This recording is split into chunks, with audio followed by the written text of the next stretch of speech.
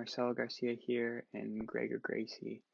And Marcelo Garcia hits a nice arm drag at the beginning of this match, and that was pretty cool, so I wanted to go through it with you guys. So if we play it here, just analyzing their stances right off the bat. So Marcelo Garcia has his left leg forward, and Gregor Gracie has his right leg forward. So when we're talking about stances,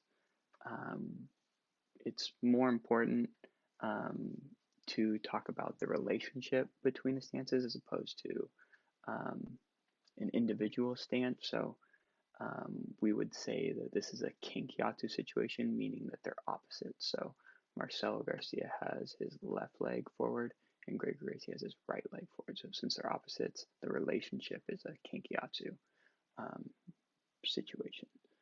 So we'll play it here and they get into a nice little grip fight, and then we end up here where Gregor Gracie has a collar tie here on Marcelo Garcia, and Marcelo has a grip on his tricep and also has control of his wrist here. So we'll play it, and we'll see that Marcelo elects to relinquish control of the wrist here and go to the wrist over here to get a 2-on-1 kind of situation. And we'll see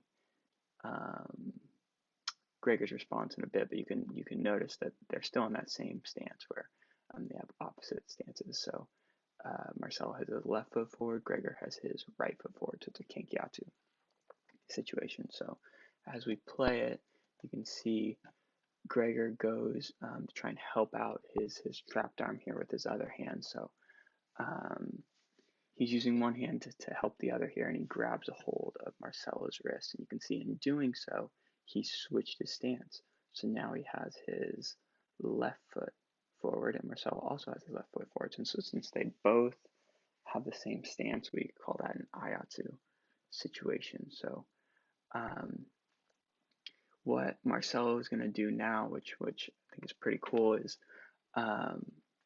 he's going to use Gregor's grip here against him, and he's going to use it to indirectly control this arm here. So when we talk about indirect control, direct control would be Marcelo grabbing the wrist, but since Gregor's grabbing Marcelo's wrist, it's called indirect control, where Marcelo is going to throw his own arm across